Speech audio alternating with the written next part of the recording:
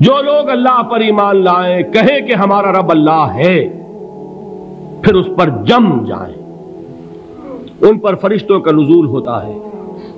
نہ کوئی غم کرو نہ خوف، خوشیاں مناؤ جنت کی جس کا تم سے وعدہ کیا گیا تھا۔ اللہ کی ربوبیت پر اطمینان جب انسان کو ہو جاتا، میرا رب اللہ ہے، ربی اللہ، انسان کے لیے نہ کوئی کھٹکا، نہ کوئی خطرہ، نہ کوئی خوف، نہ کوئی حزن۔ جو کچھ ہو رہا ہے کس کے اذن سے ہو رہا ہے؟ اللہ کے اذن سے۔ اللہ کے اذن کے بغیر پتہ تک نہیں ہلتا۔ یہ کوئی اندھا بہرا مادہ نہیں ہے جس سے مجھے کوئی خوف ہو۔ اندھا بھینسا چلا آ رہا ہو اس سے تو ڈرنے کا ہر انسان کو ڈرنا چاہیے، نہ معلوم کس کو ٹکر مار دے۔ لیکن نہیں، اس کائنات کو چلانے والا ایک سمیع و بصیر خدا ہے، وہ جو میرا دوست ہے، میرا ولی ہے۔ اللہ ولی الذین آمنوا یخرجہم من الظلمات الی النور۔ اللہ اہل ایمان کا ولی ہے، ساتھی ہے، پشت پناہ ہے، مددگار ہے، حمایتی ہے۔ بتائیے جسے یقین ہو جائے کہ اللہ میرا مددگار، اللہ میرا محافظ، اللہ میرا پشت پناہ، اللہ میرا حمایتی، اس کے لیے کوئی خوف ہوگا؟ اس سے کوئی ڈر ہوگا؟ میں مثال دیا کرتا ہوں ایک بہت سادہ، پنجاب کے دیہات کی۔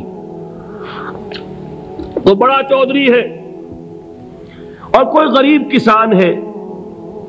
اس غریب کسان کے جانوروں کو ہر وقت اندیشہ ہوگا چوری کا، کوئی میری بھینس کھول کر نہ لے جائے، کوئی میرا بیل کھول کر نہ لے جائے۔ لیکن جس کے بارے میں یہ سب کو معلوم ہو کہ وہ جو بڑا چودھری ہے وہ اس کا دوست ہے، اس کی بچیا کو کوئی خوف ہوگا؟ اس کی بھینس پر کوئی ہاتھ ڈالے گا؟ اسے کوئی اندیشہ ہوگا؟ نہیں۔ کیوں؟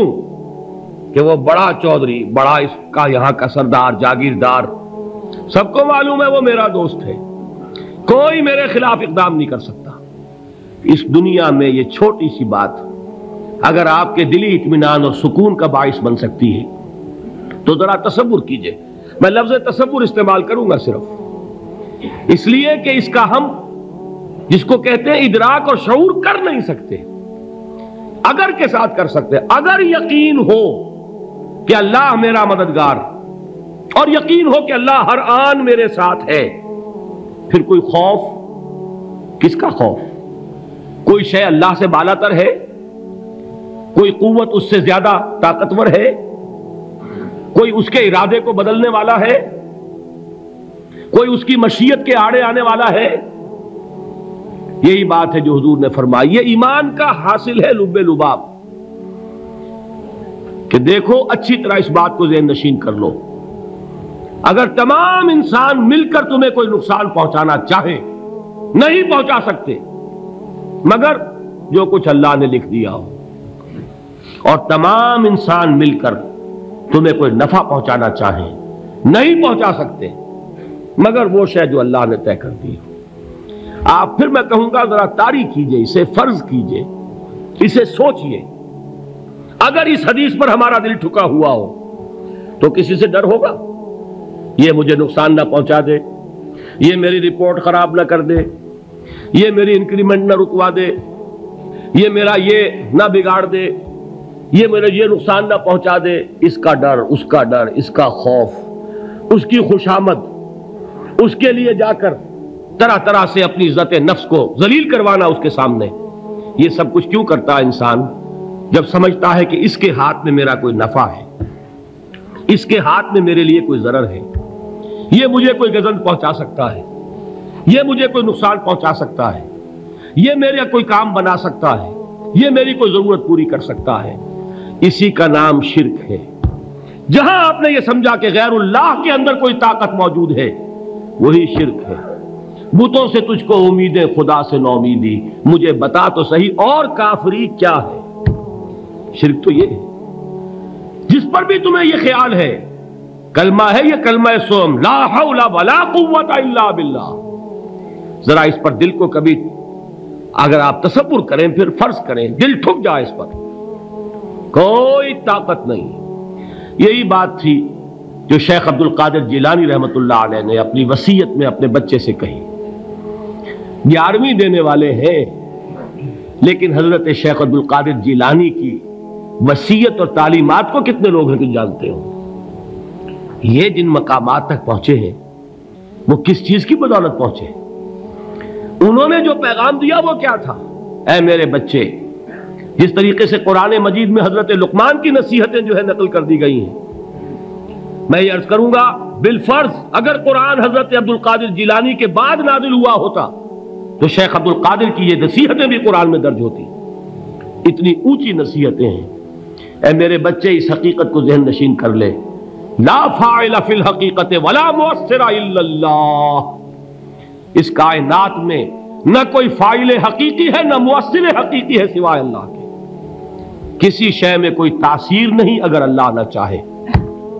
آگ جلا نہیں سکتی اگر اللہ نہ چاہے. پانی ڈبو نہیں سکتا اگر اللہ نہ چاہے. زہر ہلاک نہیں کر سکتا اگر اللہ نہ چاہے. کوئی چیز فائدہ نہیں پہنچا سکتی اگر اللہ نہ چاہے. تو در در پہ کیوں سر جھکاتے ہو؟ در در پر کیوں جبیں سائی کرتے ہو؟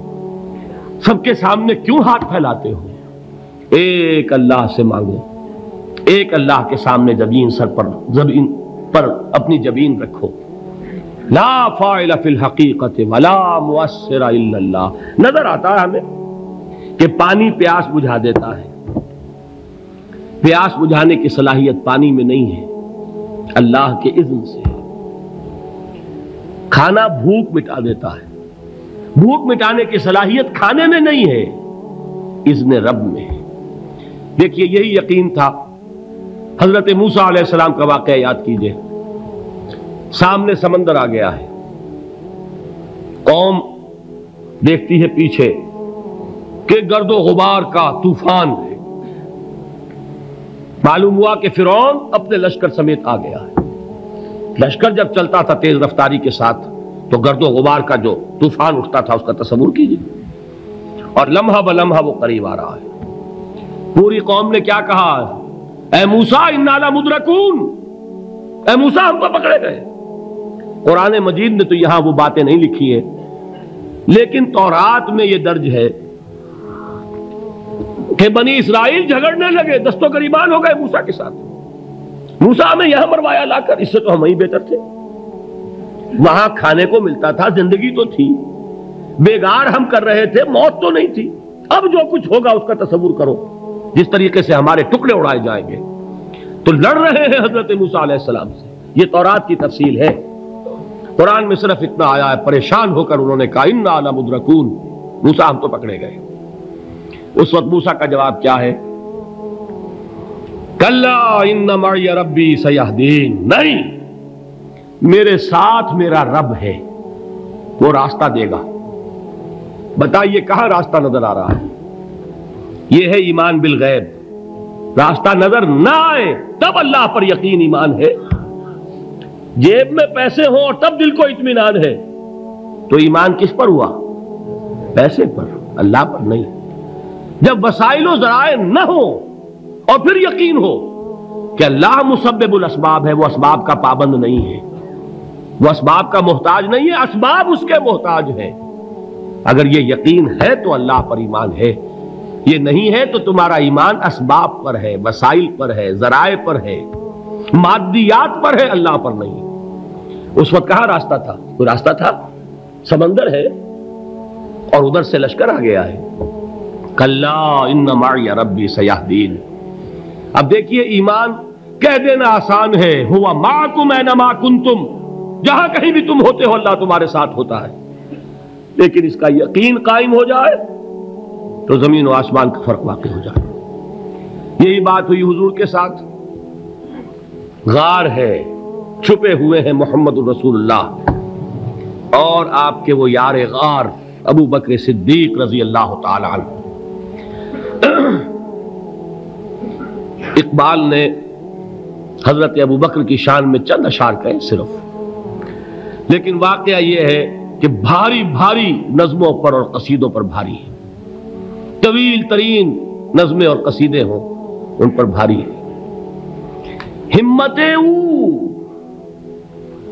ابو بکر کی ہمت جو ہے کشت ملت را چو ابر، جیسے بارش سے کھیتی اپجتی ہے، ابو بکر کی ہمت اور عزیمت اس امت کو اسی طرح سینچنے والی ہے۔ ثانیے اسلام و غار و بدر و قبر، وہ دوسرے تھے اسلام میں، دوسرے پہلے کون تھے؟ انا اول المومنین، حضور فرماتے ہیں سب سے پہلا ایمان لانے والا میں، دوسرے ابو بکر۔ ویسے ہمارے ہاں یہ چلتا ہے اختلاف، حضرت علی پہلے ہیں کہ حضرت ابو بکر پہلے ہیں، لیکن اس میں بڑی خوبصورت تطبیق قائم کی ہے علماء نے، اور بہت صحیح ہے۔ چار کے بارے میں فیصلہ ہی مت کرو کہ کون پہلے ہے، ان کی ایک عجیب تقسیم کر دی ہے۔ آزاد مردوں میں، بالغ مردوں میں سب سے پہلے ابو بکر، بچوں میں سب سے پہلے علی، خواتین میں سب سے پہلے خدیجہ، اور غلاموں میں سب سے پہلے زید ابن حارثہ۔ بڑی پیاری تقسیم ہے، یہ چاروں ہی پہلے ہیں، ہر ایک کے لیے اولیت ہے۔ اور واقعہ یہ ہے کہ اگر زمانی اعتبار سے تعین ہوگا تو پہلے خدیجۃ الکبریٰ آئیں گی رضی اللہ تعالی عنہ۔ کسی اور سے بات کرنے کی نوبت بعد میں آ سکتی ہے، پہلے تو اہلیہ محترمہ سے بات ہوئی ہے، آتے ہی پہلی وحی ہوئی ہے، ابھی تبلیغ کا حکم نہیں تھا۔ کس کو بتایا واقعہ؟ ابھی اپنی نبوت کی تبلیغ کا تو حکم ہی نہیں آیا۔ واقعہ کس کا ہے؟ وہ خدیجہ کا ہے۔ جب کہا ہے کہ خشیت علی نفسی، مجھے اپنی جان کا اندیشہ ہے، تو کیا جواب دیا خدیجہ نے رضی اللہ تعالی عنہا؟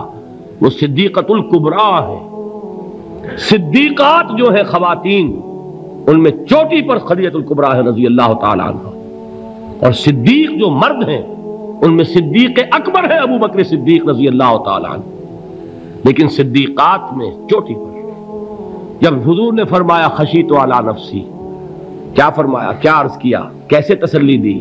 نہیں نہیں، اللہ آپ کو ضائع نہیں کرے گا، آپ غریبوں کے ہمدرد ہیں، آپ مساکین کے تکالیف رفع کرنے والے ہیں، آپ بیواؤں کی سرپرستی کرتے ہیں، آپ مسافروں کی خدمت کرتے ہیں، اللہ آپ کو ضائع نہیں کرے گا۔ یہ یقین ہے اس خاتون کے اندر۔ خیر وہ ایک علیحدہ بات ہو جائے گی۔ میرے دل پر حضرت خدیجہ رضی اللہ تعالی عنہ کی شخصیت کا بڑا گہرا نقش ہے، جو وہ کوئی اور ہی وقت اور موقع ہوا تو بیان ہوگا۔ بہرحال اقبال نے ایک مصرے میں جو چار اولیتیں جمع کر دی ہیں، ہمت او کشت امت را چو ابر، ثانی اسلام و غار و بدر و قبر۔ اسلام میں حضور کے بعد پہلے کون؟ ابو بکر۔ غار میں حضور کے ساتھ کون؟ ابو بکر۔ بدر کی رات اللہ کا رسول سربسجود، وہ جھاڑ، وہ گھاس پھوس کی جو جھوپڑی بنائی گئی تھی، اور وہاں تلوار ننگی لے کر پہرا دینے والا کون؟ ابو بکر۔ اور اس حجرہ عائشہ میں محمد کے بعد سب سے پہلے دفن ہونے والا کون؟ ابو بکر رضی اللہ تعالی عنہ وصلی اللہ علیہ وسلم۔ وہ جو معاملہ میں سنا رہا تھا غار ثور کا، حضرت ابو بکر بھی حضور کے خیال سے لرز گئے ہیں۔ آپ کو یاد ہوگا کہ جا کر پہلے تمام جتنے سوراخ تھے انہیں بند کیا ہے، ایک سوراخ رہ گیا تھا جس کو بند کرنے کے لیے کوئی کپڑا نہیں تھا، وہاں اپنی ایڑی رکھی ہے، تب کہا ہے حضور سے تشریف لائیے، اور اپنے زانو پر حضور کو لٹایا ہے، اور وہاں کسی موذی جانور نے کاٹا ہے، حضور کی آنکھ لگ گئی تھی، اس وقت اس بل کے اندر جو بھی بچھو ہے کیا ہے واللہ عالم، اس نے کاٹا ہے، اس کی تکلیف کی وجہ سے ابو بکر کی آنکھوں سے آنسو ٹپک گئے، حضور کے چہرے مبارک پر پڑے ہیں، تو حضور جاگے ہیں، معاملہ کیا ہے؟